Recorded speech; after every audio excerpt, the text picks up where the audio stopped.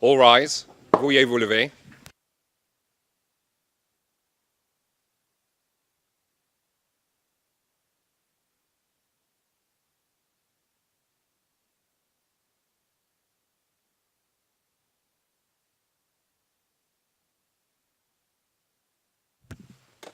Please be seated. Veuillez vous asseoir.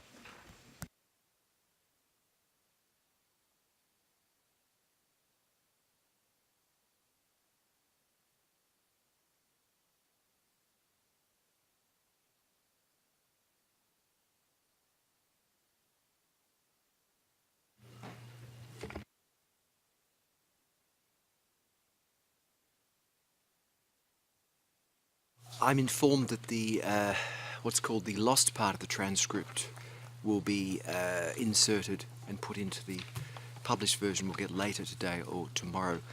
Please continue, Mr. Cameron. Thank you, Mr. President.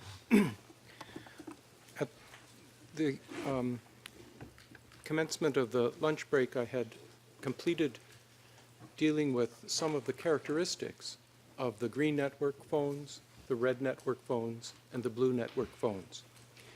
And one of the common characteristics of them all was that they were acquired under anonymous circumstances.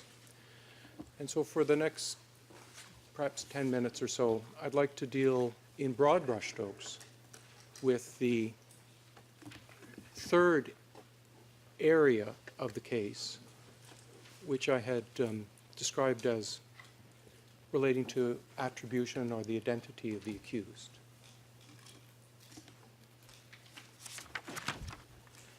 And the issue in this case is if you have a mission phone about which someone has taken great pains to acquire anonymously and to use in anonymous circumstances, how is it possible to attribute it to an identifiable user?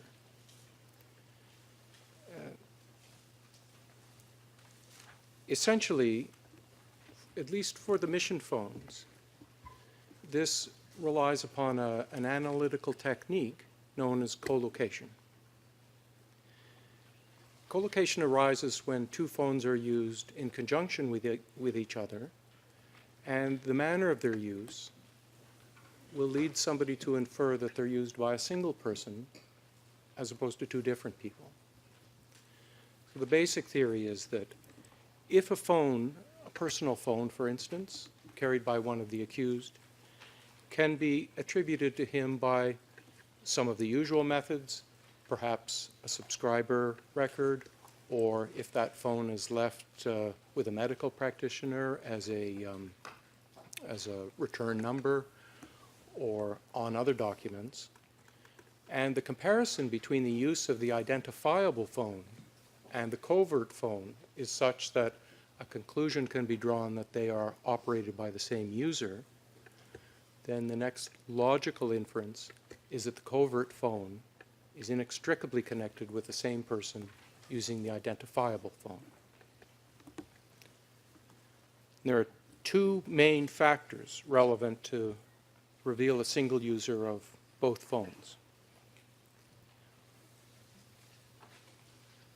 Under the general theory of collocation, it's whether the geographical use of the two mobile phones is consistent with use by the same person, and whether the physical use of the mobile phones or the calling patterns are equally consistent with use by the same person. So essentially that means that when the mobile phones are used, phone A, which is the covert phone, phone B, which is the known phone, they're used either in the same area, same cell site area.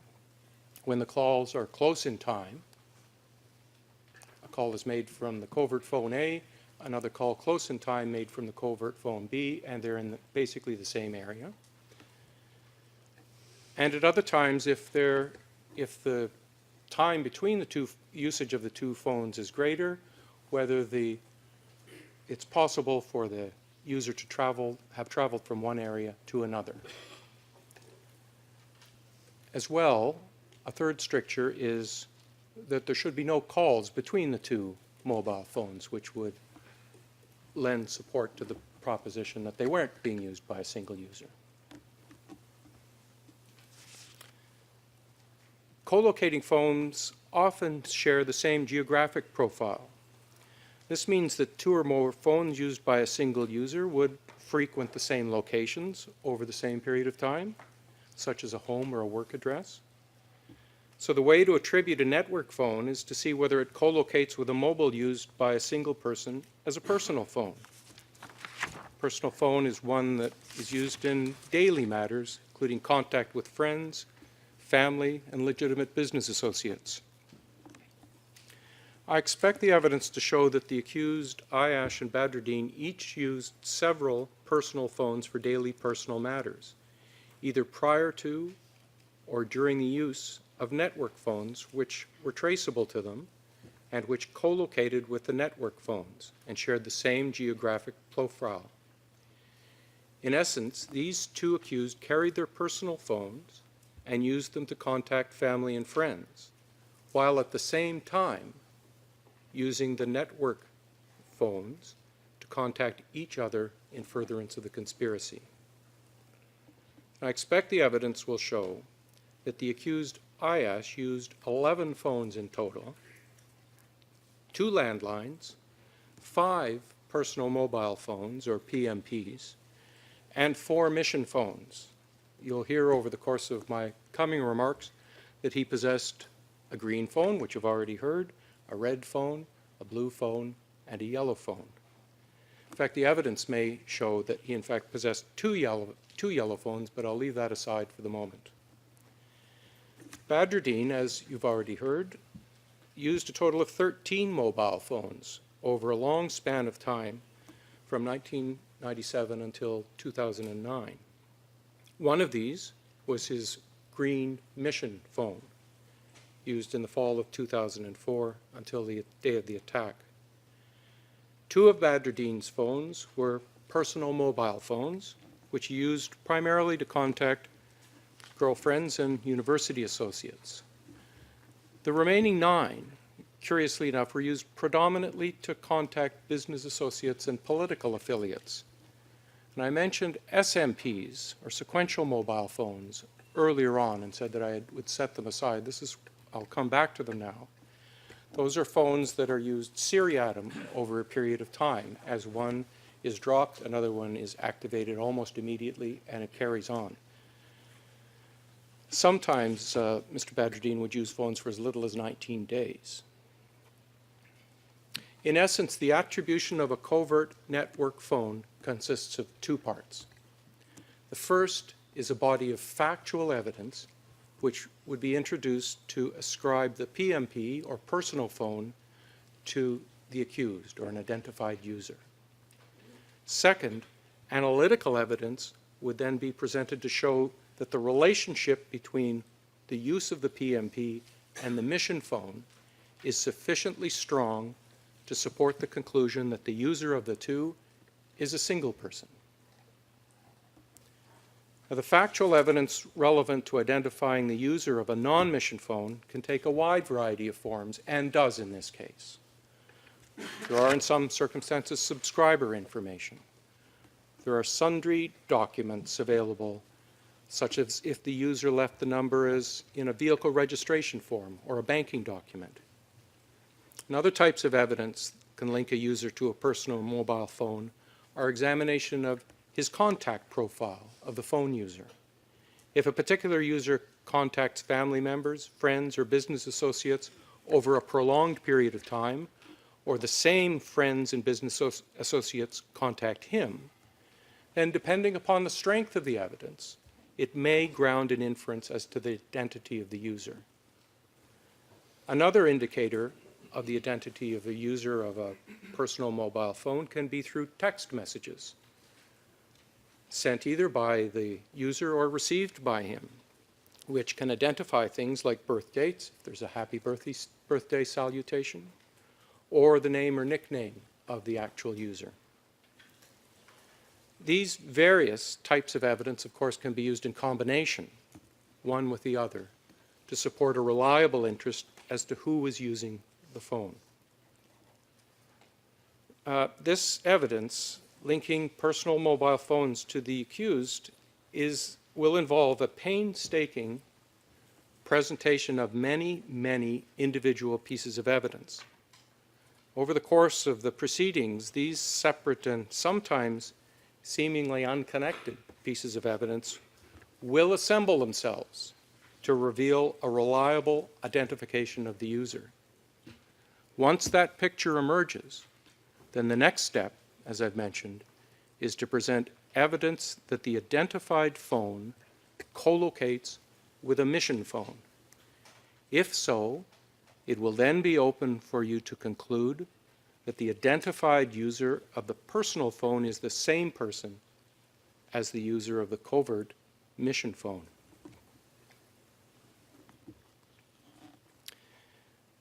As I indicated earlier, the purple group of 3 phones is in somewhat of a different category than the true mission phones, the red, blue, and green networks.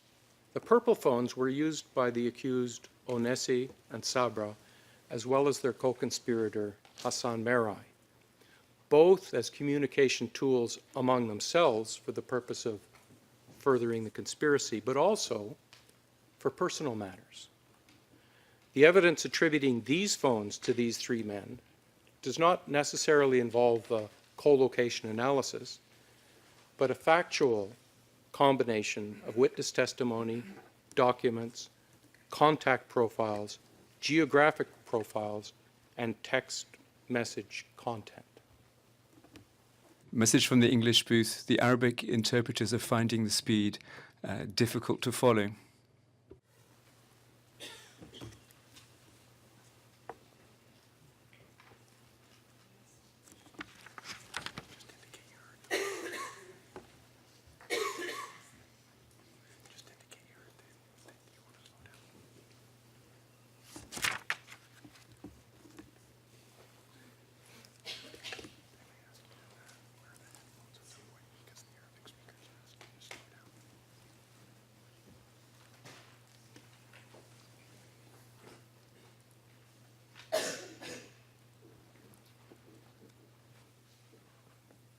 This will be the second intervention from the court interpreters. Of course, the transcriber, as you appreciate, probably speaks fluent Canadian, like you do, but that's not quite the issue. The issue is translation in Arabic and French, which is in effect at the moment a double translation. So they're asking you to please make an effort to slow down and, if possible, pause between thoughts, paragraphs, sentences. Thank you, Mr. Cameron. Thank you. I'm grateful for your direction.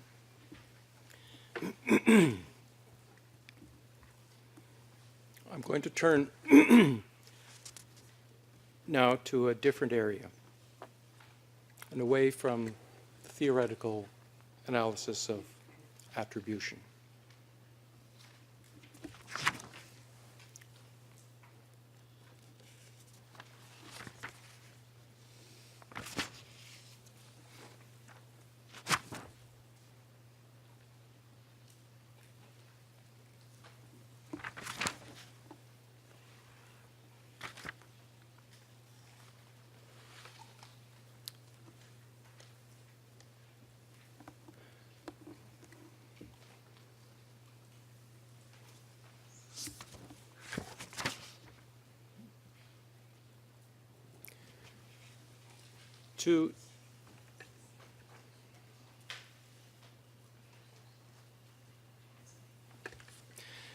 To demonstrate how the conduct of the mission and purple phone users is linked to the commission of these offenses, their locations at the time of the phone use are important. To establish their locations at the time of certain calls and to demonstrate their movements during relevant events, the evidence of the best server coverages of each cell tower become very useful.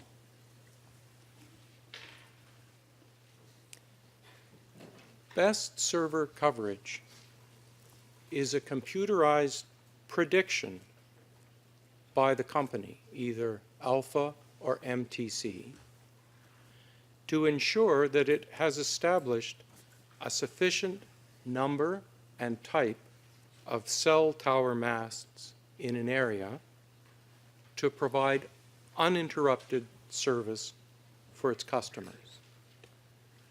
So its rationale in getting it right is a business rationale to keep its customers within its fold as opposed to the competitors. These areas are referred to as cell site plots. You saw one briefly before. The slide before you has the same cell site plot which we brought up briefly earlier, A12-1. And I expect that you'll hear detailed evidence regarding how these plots are created and to the extent that they may be relied upon. Some cell sites are relatively small. The current slide for A12-1, which covers the Parliament area, has a coverage of approximately 89 square meters. But as you can see, that coverage is somewhat diffused and isn't a perfect square or arc, but that's the provider's computerized best prediction as to the plotting of A12-1, such that if your phone is used and connects with A12-1, there's a high degree of likelihood you're somewhere in that plot. Other cell sites cover much wider areas, such as FACRA A. We know FACRA A is from MTC because it uses a mixture of upper and lowercase letters according to their own conventions. FACRA A covers a rural, much less densely populated area encompassing the villages of FACRA and Faraya. That will become significant because the former Prime Minister had a second residence in FACRA. Many factors affect best server coverage plotting, including the presence of tall buildings, as in downtown Beirut, or uneven terrain, as in FACRA and Faraya. I expect that you'll hear detailed evidence as to the nature of best server coverage plots and to the extent to which they may be relied upon to demonstrate a phone user's location. But for the moment, there are three fairly basic propositions that you might have regard to. The first is that while there exists the possibility that a call initiated or received in one cell area might in fact be redirected to an adjacent area served by another tower. If one tower is too busy, it will shift it to another tower, for instance. That is relatively rare. So there is a very high likelihood that a phone recorded as having connected with a particular cell site is in fact within that cell site's coverage area, around a percentage of 95%. But while the likelihood is high that the caller is within the recorded cell, it is not possible to determine within that plot where the user is in that specified area.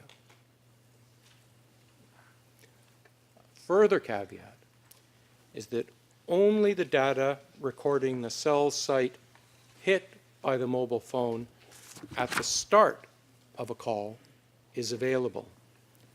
That means that if a subject is moving through an area and his call, in order to avoid being dropped, is transferred from tower to tower to tower as he travels, it is only the first tower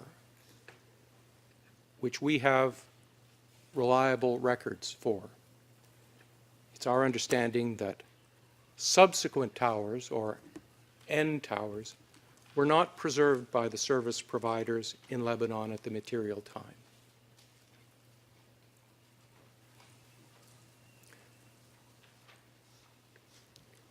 Now, having touched upon cell site plots, it's time to turn to the issue of how these different phone groups were used in the commission of the offenses. And so far, I've outlined some of the evidence that I expect you'll hear in the following areas: the nature of the green, blue, and red mission phones, and the existence of other relevant phone groups, such as the purple group, the yellow group, and general personal mobile phones. Second, I've covered the type of data records kept by the two telecommunications providers, Alpha and MTC, regarding the use of the phones. So the question becomes, what is the combined effect of those data records? How is it capable of demonstrating information about the particulars of individual calls, including the general location of the participants? So the next section of the opening will address how these network phones were used by the accused and their co-conspirators in the commission of the offenses. In this case, the principal means by which the prosecution will prove the criminal acts of the accused is by matching the recorded evidence of mission phone use with events established through other evidence. The timing and location of the mission phone activity, when examined in conjunction with the timing and location of these simultaneous events, will reveal compelling evidence that these mission phones were used by the accused and their co-conspirators as covert tools to coordinate what needed to be done to prepare for the murder of the former Prime Minister. And there are 5 general areas against which the evidence of the co-conspirators' phone use will be matched to demonstrate their involvement in the preparations for the assassination. The first general area of evidence is the timing of Rafiq Hariri's decision to resign as Prime Minister, together with the resignation of his government. The second relates to the physical movements of the former Prime Minister in and around Beirut and other areas of Lebanon during the material time, including his movements on the day of his murder. 3, the luring of Abu Adas away from his family and community in order to present him to the people of Lebanon as a scapegoat, an act of great cowardice constructed by the accused to enable them to remain in the shadows. 4, the purchase of the Mitsubishi Canter van, the carrier of the bomb. And 5, the acts undertaken in the hours following the assassination relating to the delivery of the false claim of responsibility to the media.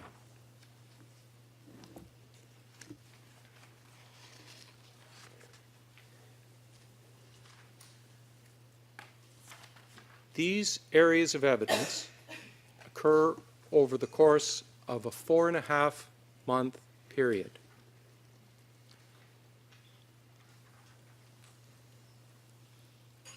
And the corresponding nature of the phone use also reveals 5 distinctive and successive stages in the co-conspirators' preparations for the assassination. These are chronological stages. The first stage is the 6-week period from the beginning of October until 10 November 2004. The second stage begins on 11 November and lasts until 20 December 2004.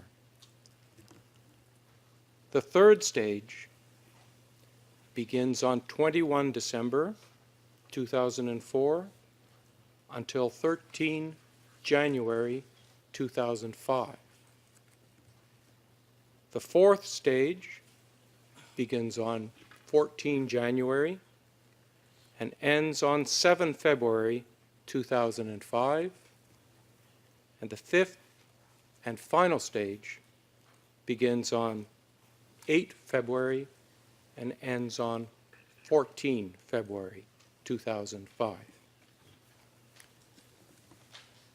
I'll return now to review in brief some of what I expect you'll hear in each of these 5 general categories of evidence as they arise over the course of the 5 progressive stages in the conspiracy. This opening statement is not, of course, intended to be an exhaustive review of all of the evidence, but to provide you with an overview of what I expect you'll hear and a structural framework within which you may consider it should you be disposed. Now, the first stage began in early October, ending on 10 November 2004.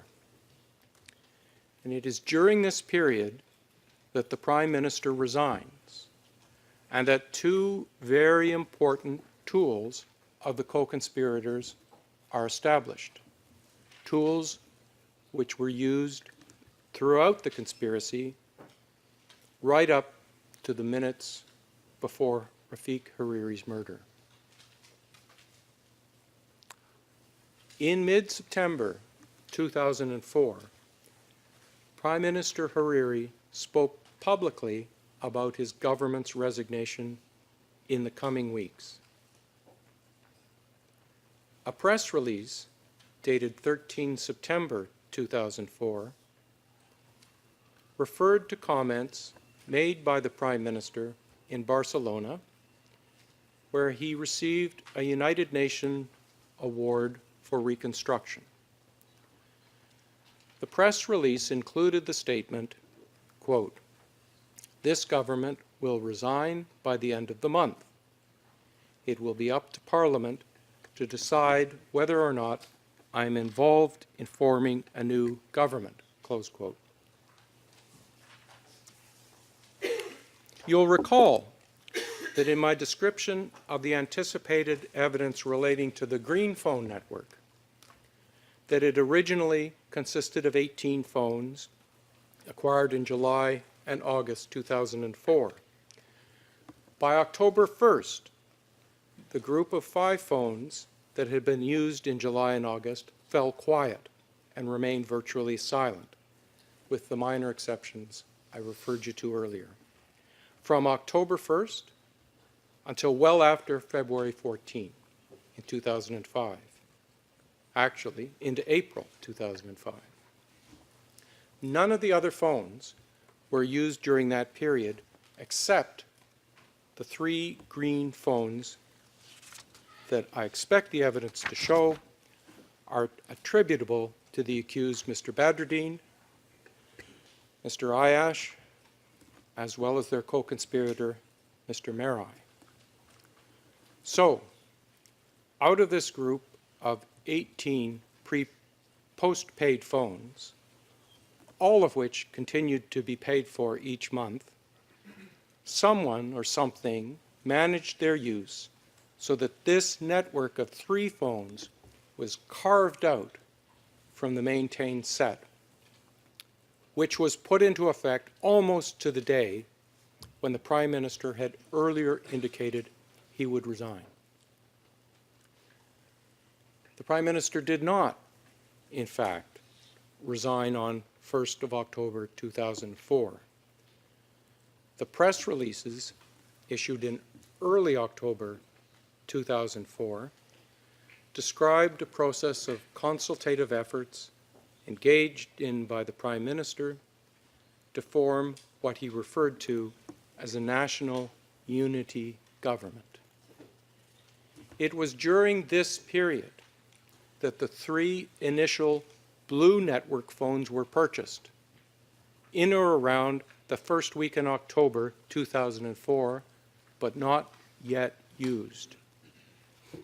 They first began to contact each other, those 3 Blue phones, on 18 October, where there was 1 call between S5 and S7 and 1 call between S5 and S14 in accordance with that triangular protocol that I described to you earlier. All 3 at the time were in South Beirut, but by then it appeared that the resignation of the government was both inevitable and imminent.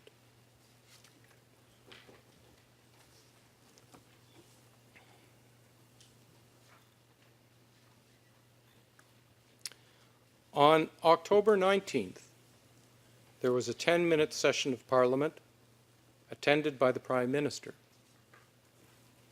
It was confirmed during that session that the resignation of the government would occur within the next 24 hours. There were 5 calls among the 3 Blue phones over the course of that day, all conforming to the triangular protocol. They were to follow until late December. During one of those calls, in the mid-afternoon, Blue S14 was near Parliament. Otherwise, he was in South Beirut, as were the other 2 Blue phone users.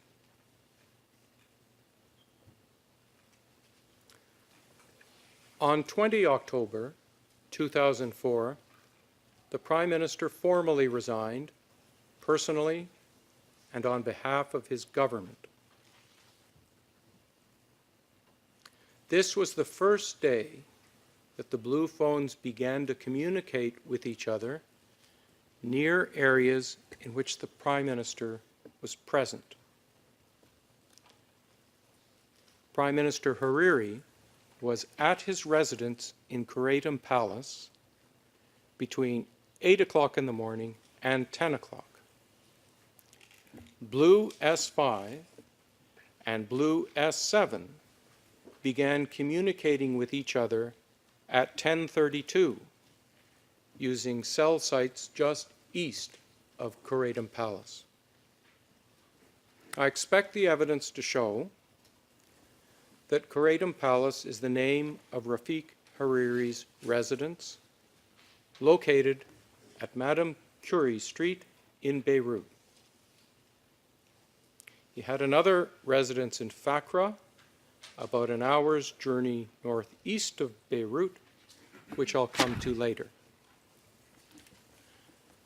The present slide is a map of Beirut upon which we've inserted an icon, which you'll see many times during the course of my opening remarks, indicating the location of Kuratum Palace QP on that icon.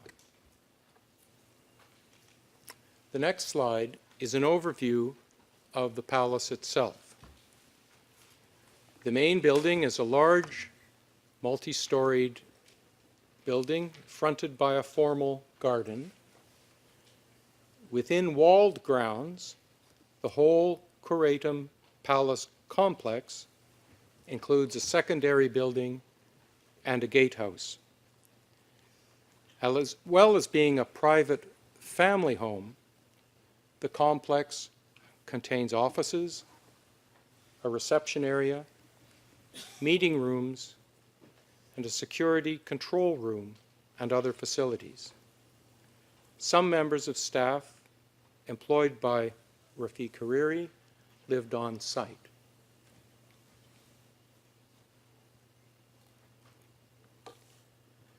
At 10:30 on the 20th of October, the Prime Minister went to a number of governmental offices near Nejmi Place, near Parliament, before returning to Karatum Palace and then traveling to South Beirut to Babda Palace, where he met very briefly with the President of the Republic, Emil Lahoud, at 1440 and offered his government's resignation. The former Prime Minister then returned to his residence at Karatum Palace about 1455, where he remained until 2330. 15 minutes after the Prime Minister had returned to his residence, Blue S-14 in South Beirut called Blue S-5, who was near Karatum Palace. At 1632, both Blue S-5 and Blue S-7 were in contact with each other, both connecting with the same cell site they had hit at the start of the day, just east of Karatum Palace. By the late afternoon, around 1700, both S-5 and S-7 had made their way into the direction of South Beirut. There was also activity between the users of the green phone network on the day of the Prime Minister's resignation.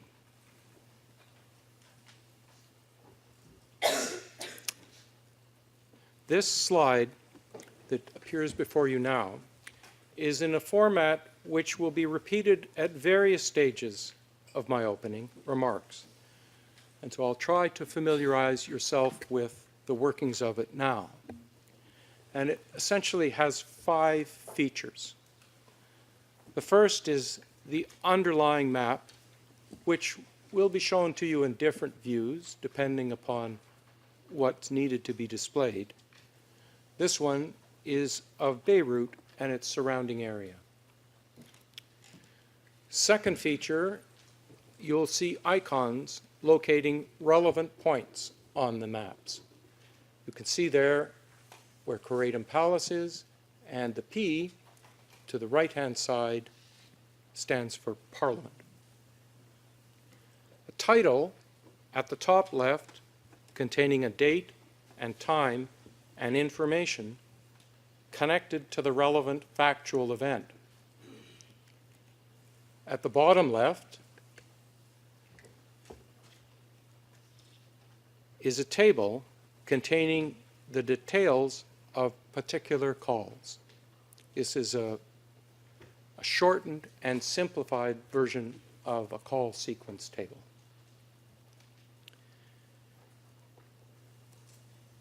The fifth, and perhaps the most important aspect of the slide, are the cell site plots.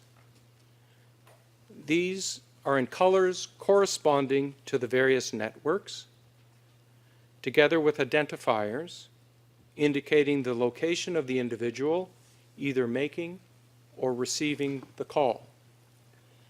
So in this first slide, you can see, looking at the table at the bottom, that at 2051-13, the accused Badruddin, who was at a cell site called Zukak 4, reading across, called the accused Ayyash, who was at a cell site called Hadath, and they spoke for 10 seconds. That convention will remain throughout all of the slides that I will show you.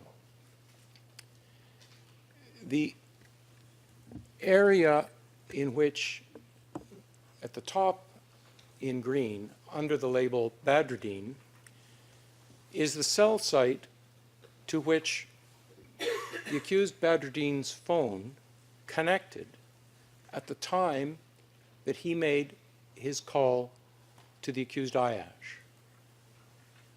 Below is the cell site where Ayyash was located at the time that he received the call from the accused Badruddin.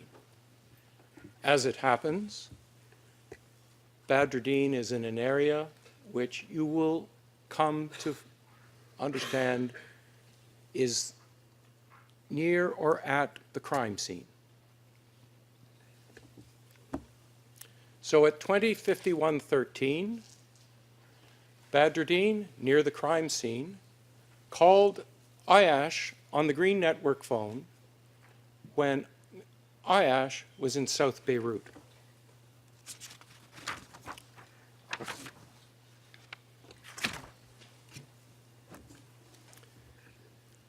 This was the first of 4 calls between the two over the next 30 minutes. This is the day of the Prime Minister's resignation. During the next calls, Badruddin can be seen to move south, and Ayyash can be seen to move somewhat north. We've seen in quick succession the calls at 20:52 and 21:10, and as they moved, Ayyash moved from south to north, Badruddin moved from north to south.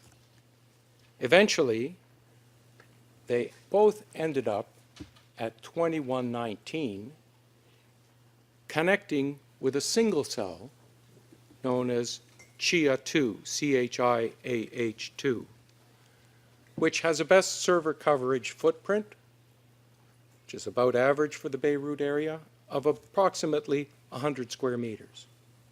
And after that, after they connect with the same cell site, after traveling from different directions to that common location, their phones fall silent. And we will ask you to infer at the appropriate time that this is evidence that the two traveled together to meet together. So 3 events converge on 20 October. First, the Prime Minister resigns.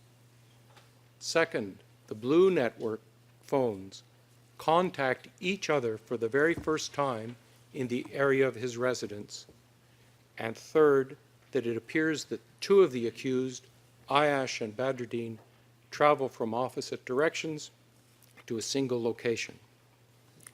There is a 4th event, which does not occur immediately on the 20th, but will be a natural and inevitable consequence of the Prime Minister's resignation. His security detail would be reduced dramatically as a result of his change of status, from around 40 ISF, or Internal Security Force members, to somewhere around 8. This was a very significant difference in the manner in which Rafiq Hariri was able to be protected from then on.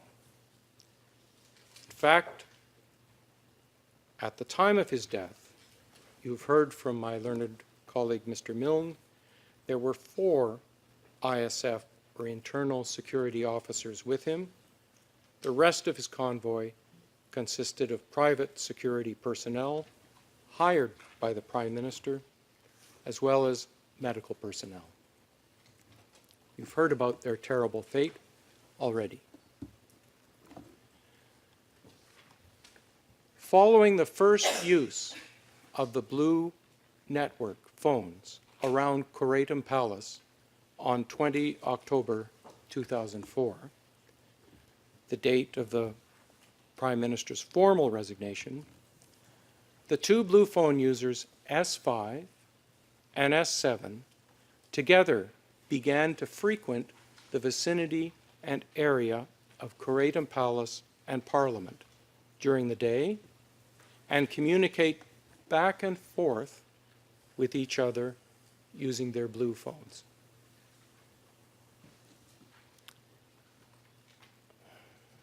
I expect the evidence to show that these were the two places in Beirut where the former Prime Minister spent the vast majority of his time, either Khuratum Palace or Parliament, as reflected in the slide.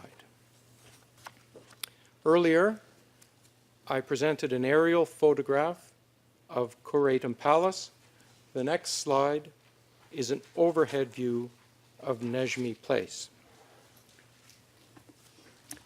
During the 22-day period from 20 October to November 10th, Blue S5 and Blue S7, that closed network, were communicating with each other in one or both of these areas on 10 separate days.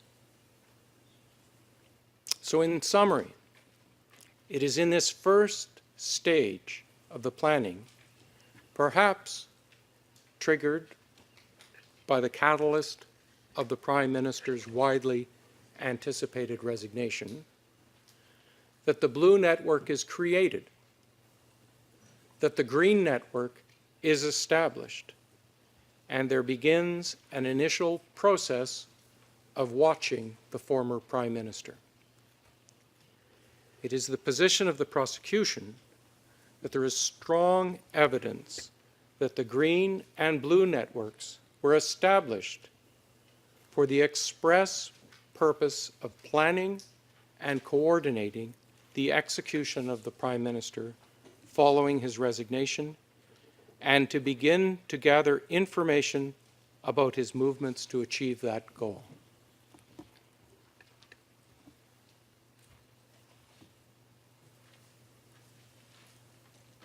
The second stage in the process of the conspiracy begins on 11 November 2004.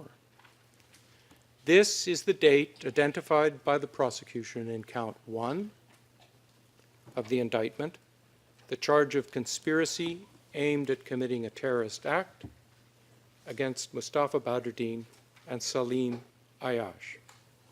On that day, the nature of the information gathering about Rafiq Hariri's routines by the Blue Network changed.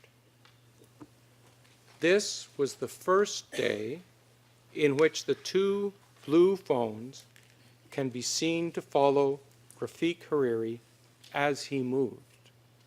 An escalation from static observation of a particular location to active surveillance, following him as he moved from place to place.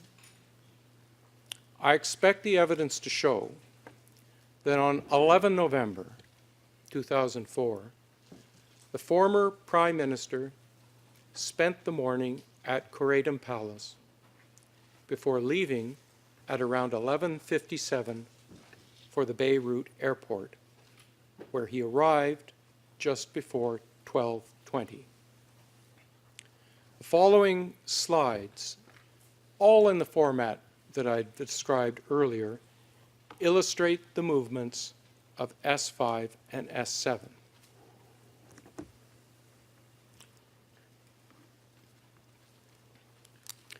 So while Rafiq Hariri is at Khuratum Palace, Blue S5 made a call to Blue S7 at 9:28. In the normal course, I'll try and dispense with the seconds. Blue S5 was just to the southeast of Khuratum Palace, while his colleague, Blue S7, was in South Beirut. And you can see those different cell sites appearing in blue on the map. 30 minutes later, Blue S5 again calls Blue S7, who by that time has traveled up from South Beirut to an area west of Khuratum Palace. Now, over the next 2 hours, there are 7 calls between Blue S5 and Blue S7, both of whom remain in the general area around Khuratum Palace, sometimes connecting with the same cell site as illustrated by their call at 10:56, where they both connect with Fedlala A.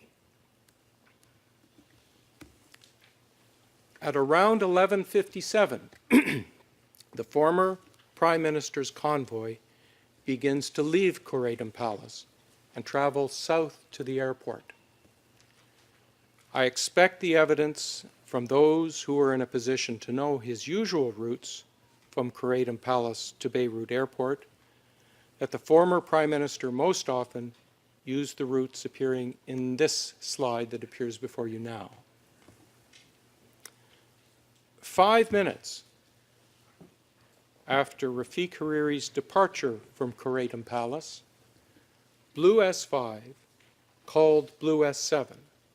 Both, as you can see, are still close to the palace. However, when the former Prime Minister arrived at the airport just before 12:20, Blue S7 again contacted Blue S5. By 12:19, time of that call, Blue S7 and Blue S5 had traveled south from Koredim Palace in the same direction as Rafiq Hariri, and at the same time that Rafiq Hariri had arrived at the airport. Blue S7's phone connected with a cell tower immediately north of Beirut Airport, while Blue S5 was just north of S7 at the time of the call.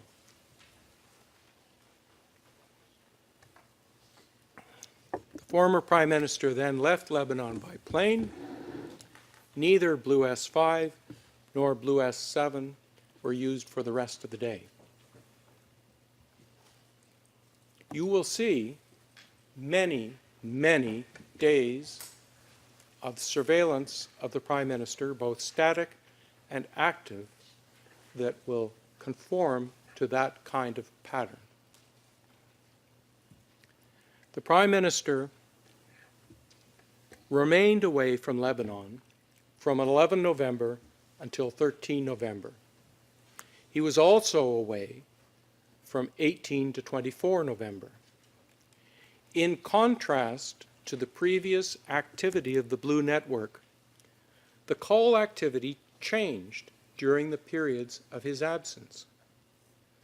From the time of their first usage on 18 October until 11 November, a period of 25 days, the Blue phones had communicated among themselves every single day except for 3. After the former Prime Minister left Lebanon on November 11th, there was a single call on the following morning, the 12th of November, from Blue S7 to Blue S5, when they were both in South Beirut. Thereafter, the Blue phones were not used again until the afternoon of 22nd November, when another single call was made between the two. 10 consecutive days of silence. On 23 November, the day before Rafiq Hariri's return, both Blue S5 and Blue S7 made calls to each other around Koredim Palace in the afternoon. On the following day, 24 November, when the former Prime Minister arrived back at Koredim Palace from his trip away, Blue S5 and Blue S7 were in contact with each other near Koredim Palace, as they were again for the next 2 days until November 26th. Now, from the end of November until the third week in December, the former Prime Minister was away from Lebanon for the great majority of that period, returning to Beirut intermittently and for only a few days at a time. He then returned to Lebanon on December 20th, 2004, where he remained for the balance of the year. His return coincided with a very distinct shift in the planning coordinated by the co-conspirators. This marks the beginning of the third phase of the conspiracy, which is distinguished by a significantly heightened degree of activity in the 3-week period from 21 December 2004 to January 13, 2005. During this third stage of the conspiracy, 7 different things begin to happen, reflecting a marked escalation in the conduct of the co-conspirators. The first thing that happens, on December 21st, the day after his return, a number of the phones within the yellow network, about which I'll speak a bit more in a moment, begin to work alongside the blue network in the surveillance of the former Prime Minister. Second thing that happens is the blue network starts its expansion from the 3 blue phones, which had been operating from 18 October 2004, to 15 blue phones by early January 2005. This process began on December 23rd with the addition of 3 blue phones and continued over the next 10 days or so, as you saw on the slides I brought up earlier. And as I indicated earlier, 7 of these additional phones had been purchased long ago, back in December of 2003, and maintained every month with only a minimal amount of use, some of them never used, until they were pressed into service in late December, early January. 5 other phones were purchased, blue phones were purchased after 24 December to bring the total to 15 blue phones by early January. I expect the evidence to show that the accused Ayyash begins to use one of these 5 new blue phones on January 10, 2005. Curiously, the day before this blue network expansion, on 22nd December, for the very first time, the triangular protocol adhered to by the 3 blue phone users since the inception of the network was set aside. Blue 7 contacted Blue 14 directly, which corresponded with the expansion of the network. Triangular protocol could no longer be sustained. It became irrelevant. The fourth thing that happened was that 2 users of the purple network, the accused Sabra and Onese, became actively involved in their roles in the conspiracy. I'll return in a moment to address how the purple phones had been functioning in the first and second stages of the conspiracy, and then what they begin to do in this third stage. Fifth, the red network is created in this third stage. As I indicated earlier, while the exact timing of the purchase of the 8 prepaid SIM cards is not available to us, the evidence indicates that they were bought in Tripoli sometime between 24 December 2004 and 4 January 2005. Now, having started to use his blue phone on 10 January 2005, Ayyash also begins to use his red phone 4 days later, on 14 January 2005. The sixth thing that occurs during this third stage is that initial steps appear to have been taken in connection with the purchase of a vehicle to deliver the bomb, the Mitsubishi Canter van described by my friend Mr. Milne. The seventh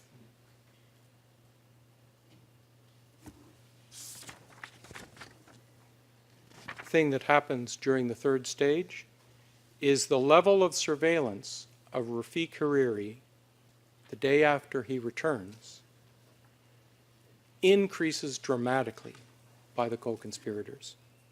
It is fair to say that from this period until the assassination, now just 8 weeks later, whenever the Prime Minister went and wherever he stayed while he was in Lebanon, the phones of the co-conspirators were almost always there. I'll review some striking evidence of this surveillance in a moment. Now, 3 of these 7 areas deserve some brief remarks at this point. I'll begin with the yellow network. The yellow phones were a group of phones which largely, but not exclusively, communicated with each other as a group. They had been activated over a lengthy period of time, some as early as 1999 and into 2003. And they varied in number. But throughout the fall of 2004 and up until 2007, when they were active in the surveillance of the former Prime Minister, there were 13 yellow phones in use, which on average were in contact with each other between 77 and 86% of the time. The accused, Ayyash, had a yellow phone, yellow 294. And during late 2004, all of the yellow phones were in contact at some stage, one time or another, with the accused Ayyash on his yellow phone. Now, the yellow phones first became active in the surveillance of the former Prime Minister on 21 December 2004 and continued over 12 days until the 1st of January 2005, when the former Prime Minister left the country. They were also used, and for the last time, on 7 January 2005, which was the date of his return. I expect you'll hear evidence that the principal participation of the yellow group of phones in the surveillance of the former Prime Minister were the following. Yellow 294, which is the accused Ayyash, and then 3 yellow phones attributed, or from which you may come to infer, may be attributed to S6, S7, and S8. Now, during this third stage of the conspiracy, 2 really significant things occurred with the yellow phones. First, as I indicated earlier, they begin to play an active role in the surveillance of the former Prime Minister. But still during the third stage of the conspiracy, by January 7, they've fallen away and they've been replaced by the blue phones, which have started to expand during the same period of time. It almost appears as if the yellow phones were used as a stopgap to await the development of the red network and the expansion of the blue network, and were used on this interim period when, for one reason or another, increased surveillance of the Prime Minister was thought to be of significance to the co-conspirators.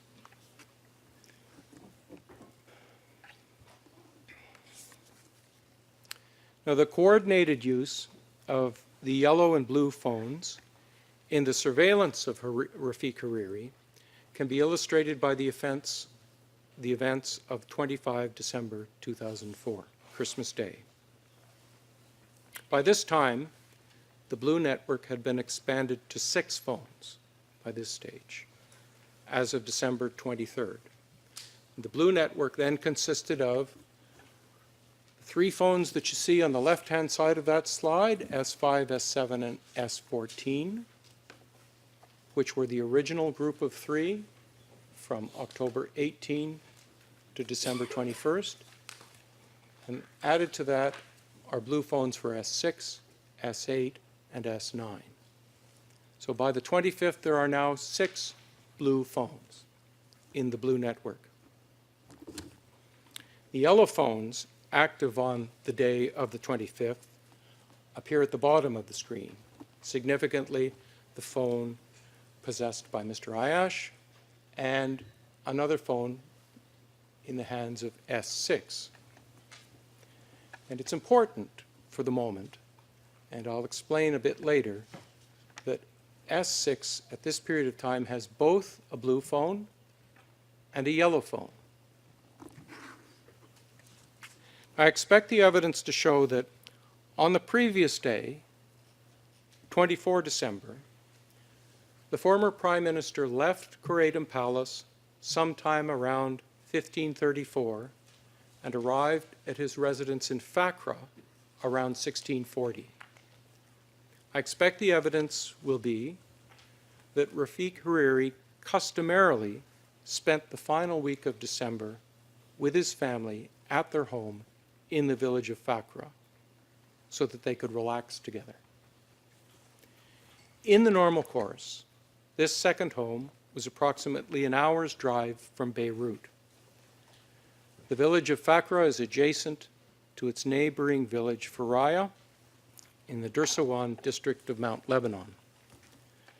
The two villages are located in a mountainous resort area known for its ski resorts. The Hariri residence was the highest situated house in the area, and a small security team and various household staff were permanently assigned to the residence.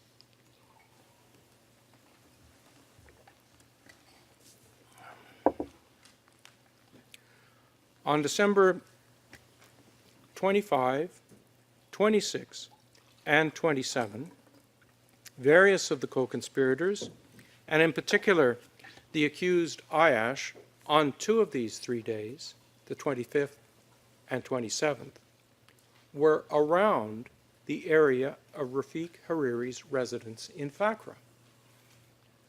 Over the course of the next month, the former Prime Minister went to his Fakra residence on a number of separate occasions.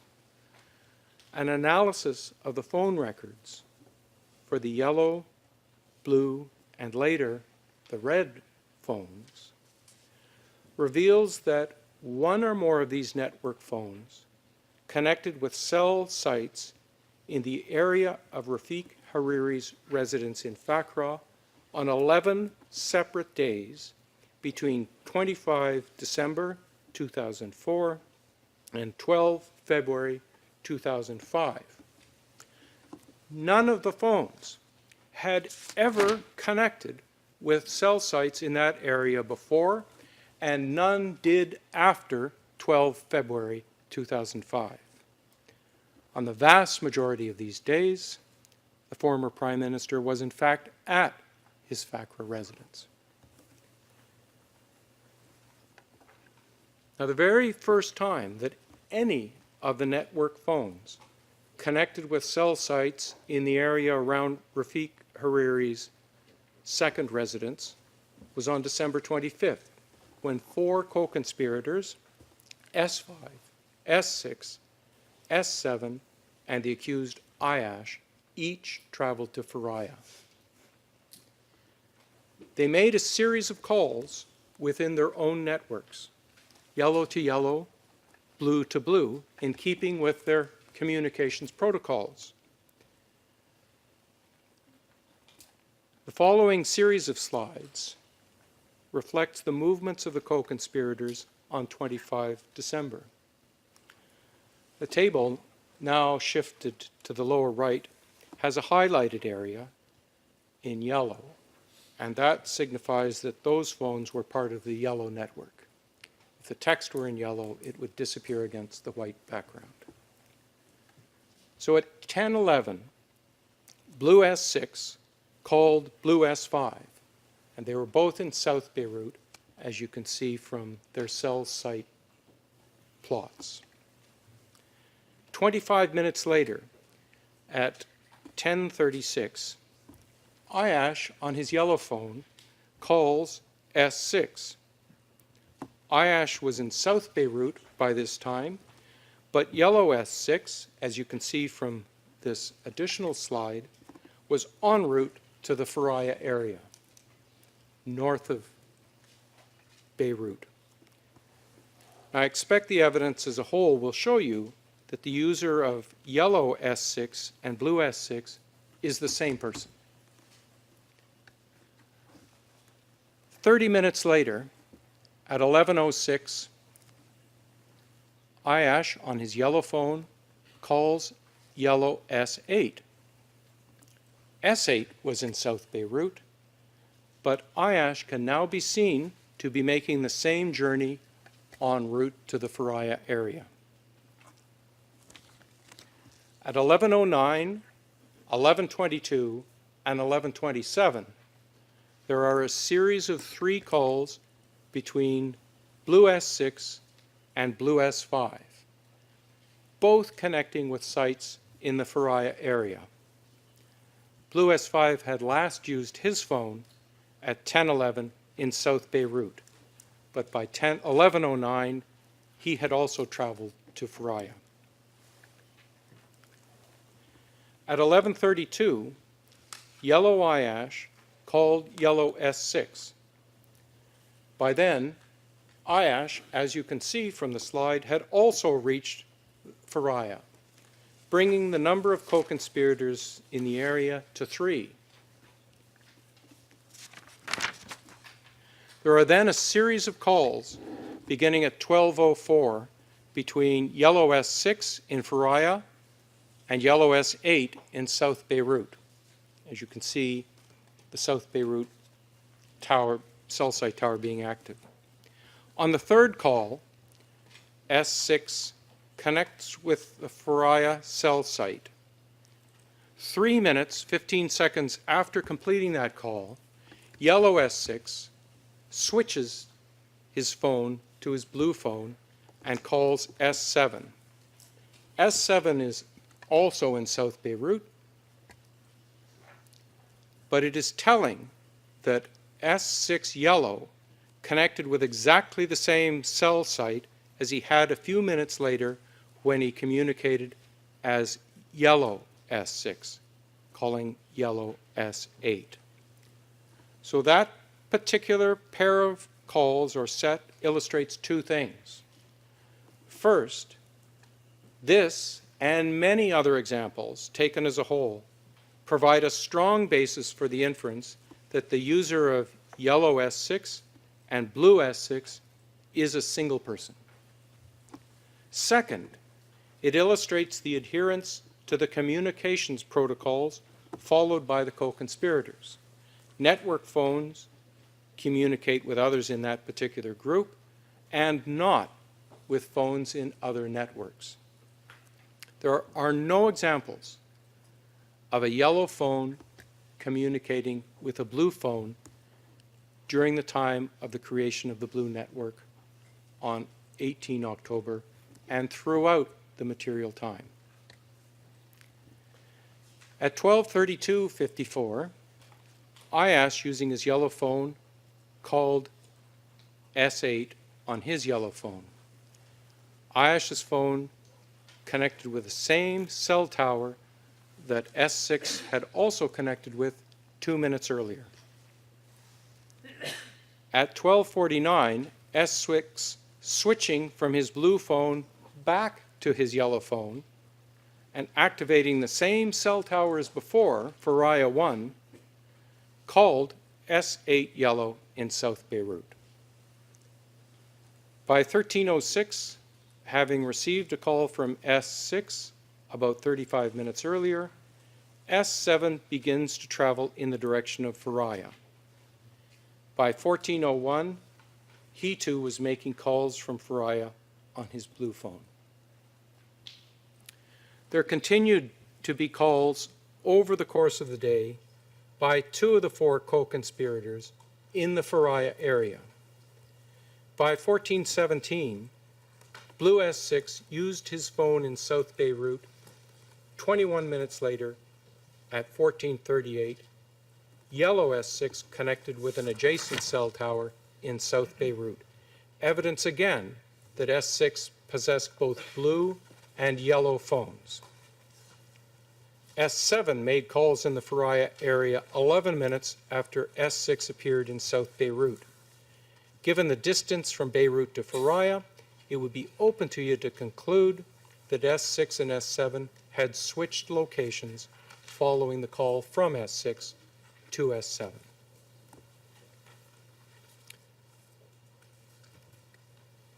By 1438, Ayyash had returned from Faraya to South Beirut.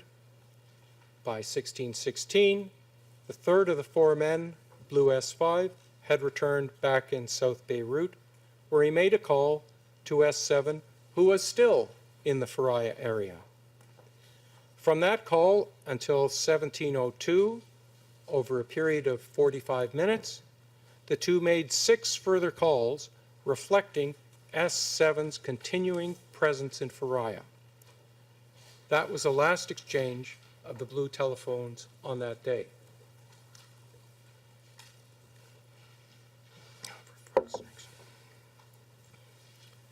On the following day, December 26, when Rafiq Hariri was still at his residence in Fakra, there were 7 co-conspirators active in the Faraya area.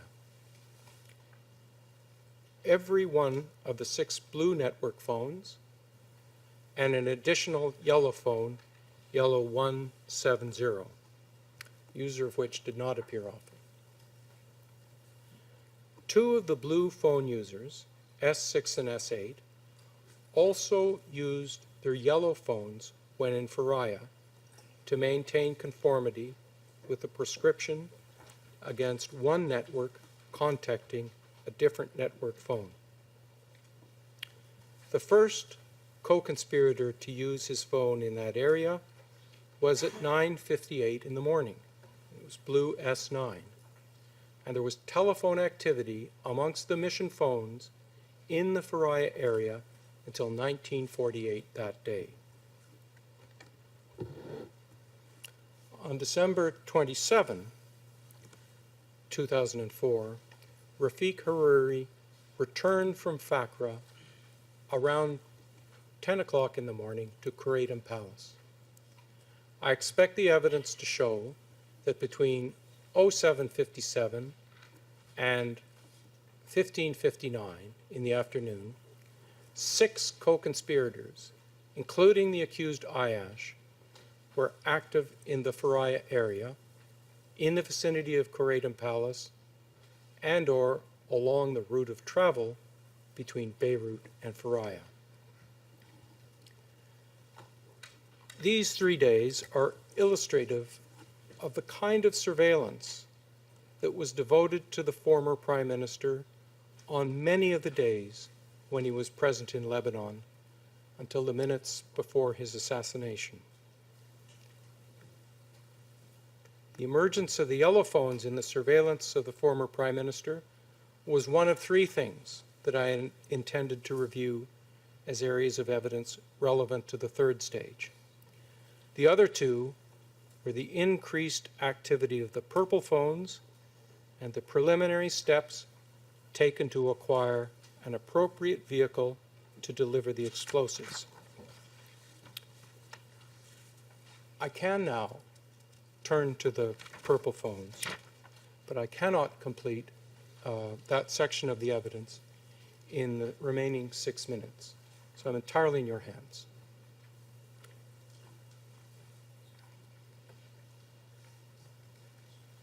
How are we going for time generally? How are we generally going for time in terms of the remaining time for your opening? I'm not rushing or pushing, but I know. just a general indication for everybody. I reckon I'm somewhat on the better side of halfway through, more than halfway through. Please continue then. I'll rely on you to give me the hook.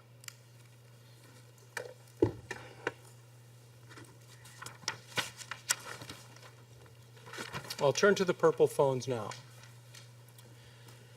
As I indicated, it was the position of the prosecution that the purple phones were used by the accused Onese, Sabra, and their co-conspirator Hassan Merai to communicate with each other to orchestrate the false claim of responsibility. There were 3 purple phones in this group. As they appear on the screen, purple 095, attributable to the accused Onese, 018 to the accused Sabra, and 231 to their co-conspirator, Mr. Marai. The purple phones were not a closed network. Each of the 3 users, Sabra, Onese, and Marai, used these phones to call other numbers. Mr. Marai, for instance, had used purple 231 to communicate with the accused Ayyash on one of Ayyash's personal mobile phones. In fact, he did that 4 times during the 6-week period from the 1st of September to mid-October. And he would continue to contact Ayyash using that method at key points during the preparations leading to the assassination.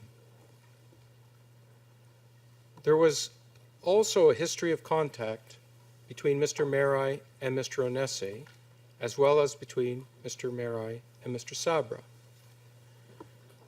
During the 6-week period from the beginning of September to mid-October, for example, Mr. Marai was in contact with purple 095 on Onese's phone on 46 occasions, while Mr. Marai also communicated with Mr. Sabra 22 times. What didn't occur during that period, as one might otherwise expect, was telephone contact between Sabra and Onese using their purple phones. In fact, that pattern continued throughout the fall and early winter of 2004, with the exception of a single 10-second communication between the 2 phones on 14 October, and then 3 brief voice contacts and an SMS communication a month later, in November. There were no calls between the accused Sabra and Onese until the final week of December. It has some significance, which I'll return to later, that on 11 November 2004, the date upon which the prosecution alleges that Mr. Marai joined the conspiracy to assassinate Rafiq Hariri in another matter, and in this as an unindicted co-conspirator, that Mr. Marai and Mr. Sabra communicated with each other 4 times over the course of that day, and Mr. Marai and Mr. Onese were also in contact through their purple phones. The level of contact between Mr. Marai and Mr. Onese remained reasonably frequent throughout the next months. From 11 November until the end of that month, Marai and Sabra exchanged 20 calls, and Marai and Onese were in contact on 9 occasions. In December 2004, Marai and Sabra were in contact 16 times, while Marai and Onese called each other on 15 occasions. You'll recall my earlier description of the protocols governing the use of the green phones. And the slide before you, you've seen before, showing the triangle. Badruddin to Ayyash, Badruddin to Marai, never Ayyash to Marai.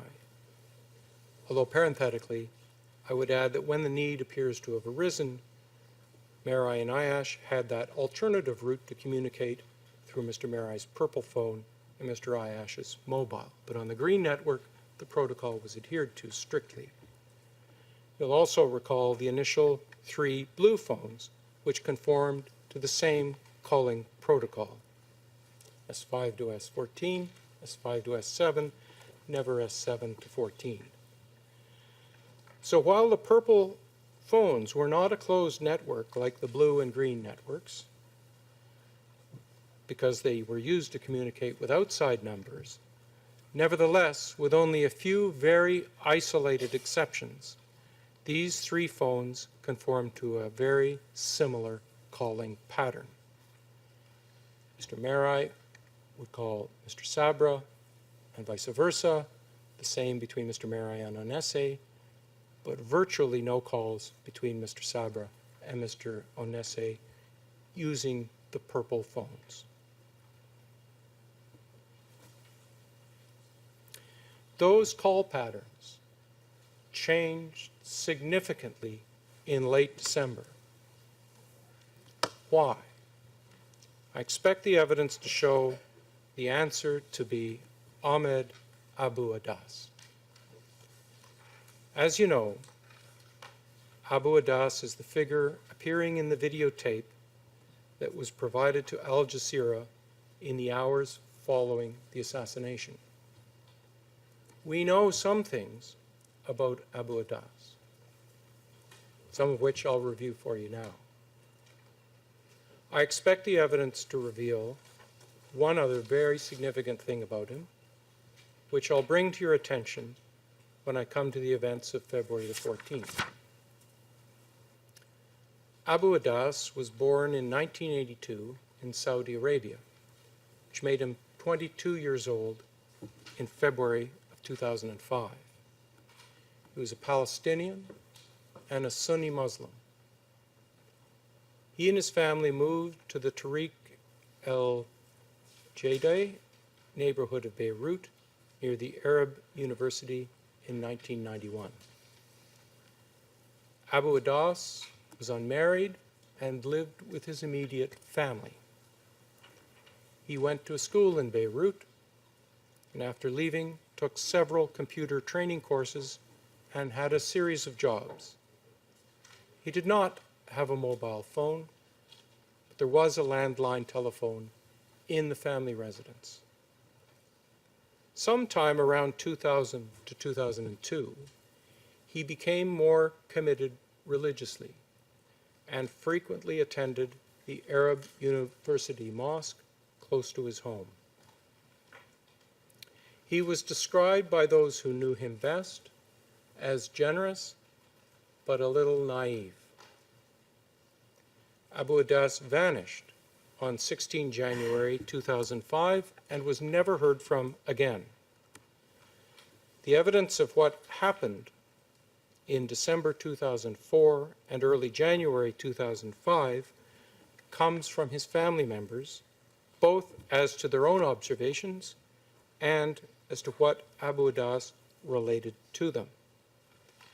I expect this evidence to show that sometime around the end of December 2004 and the beginning of January 2005, Abu Adas was praying at the Arab University Mosque near his home when he noticed a young man sitting in the mosque but not taking part in the prayers.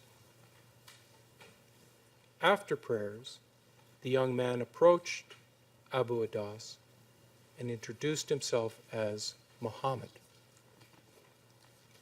Muhammad told Abu Adas that he had been born a Muslim, but was brought up as a Christian in an orphanage. He wanted to return to Islam and learn how to pray. The two met a few times. Muhammad said that he wanted to live in a Muslim area and marry a Muslim woman. He also told Abu Adas that he had been working in the port area of Beirut in a used car showroom and stayed at his place of work. Muhammad then asked Abu Adas for his assistance in finding somewhere to live. Then Muhammad disappeared for a week. Now, against this initial overview of the evidence, it's useful to return to the communications among the purple phones. The cell sites in the immediate area of Abu Adas's residence and the Arab University Mosque were named, which appear on the slide, were named Kola 2, Kola 3, and Uzai 1. Their cell best server coverage areas appear on the map. And some cell sites in the general area of the mosque were named Nasser 1 and Shatil 1. Now, prior to late December, Onesi's purple phone had connected with this group of cells only 3 times since August 2004. And it doesn't appear that using his purple phone, Sabra had ever connected with those sites.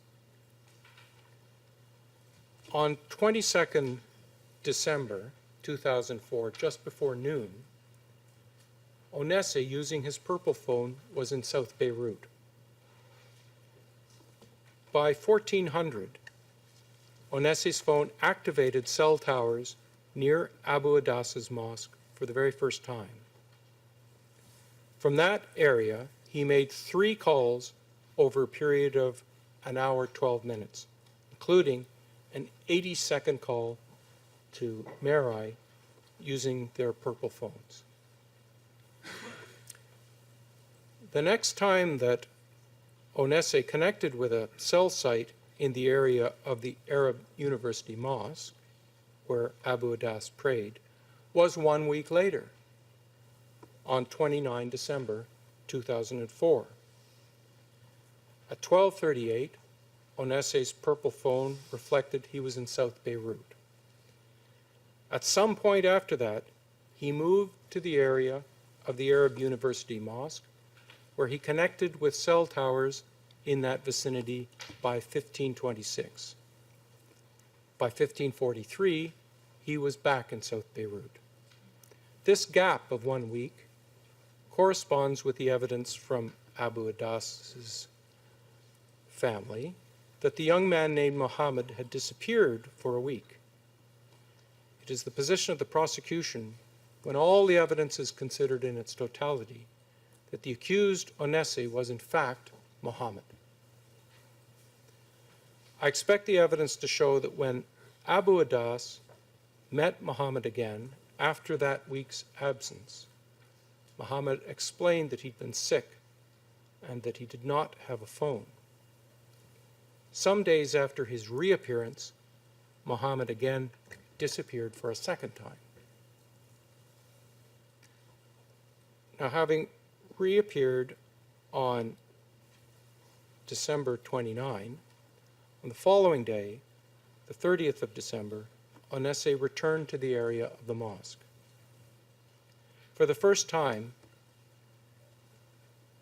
Sabra, using his purple phone, also connected with a cell site near the mosque during a call made by Sabra to Onesi using their purple phones in the evening of 1811.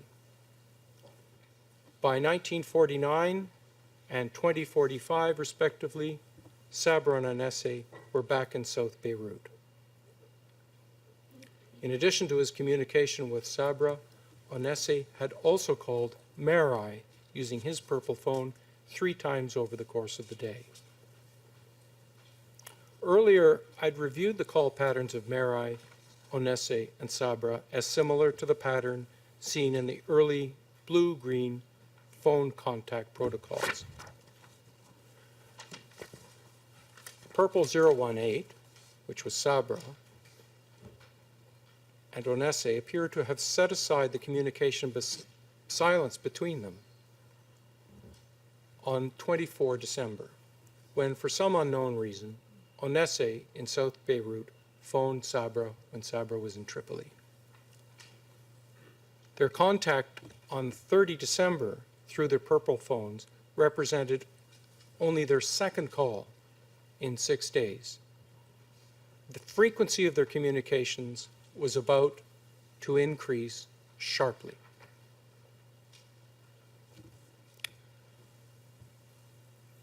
Would that be an appropriate time? Yes, of course it is. Okay, thank you. Just for planning purposes, Mr. Cameron, if the court officer could just wait for a moment. Just hold, just not so fast because we have to.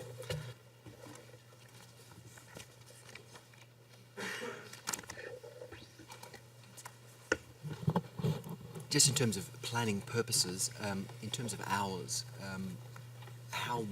how much longer do you think you reasonably need to complete it, just so we can see where we're going with the opening statement of the legal representatives for the victims?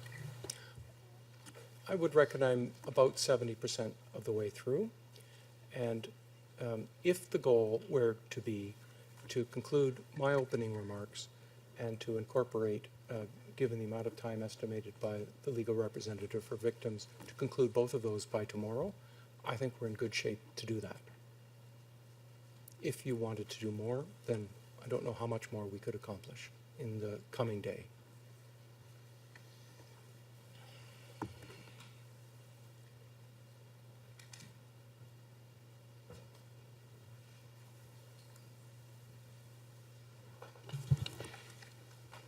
I was just wondering if it was safe to start at 10 or whether we should stick to the 9:30 schedule.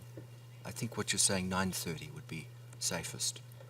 It's going a bit more slowly because of the strictures of the process than I had anticipated, which is entirely my fault. Not at all. We've made it quite clear that we want all of the parties and the legal representatives of the victims to have as much time as they comfortably and reasonably need.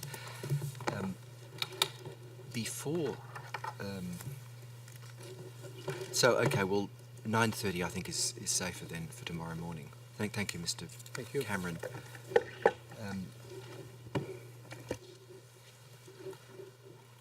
Before we break, we just wish to make an observation. The trial chamber wishes to note something, and that is, we note that at least two of the counsel for Mr. Hassan Merai, that is Mr. Aouni and Ms.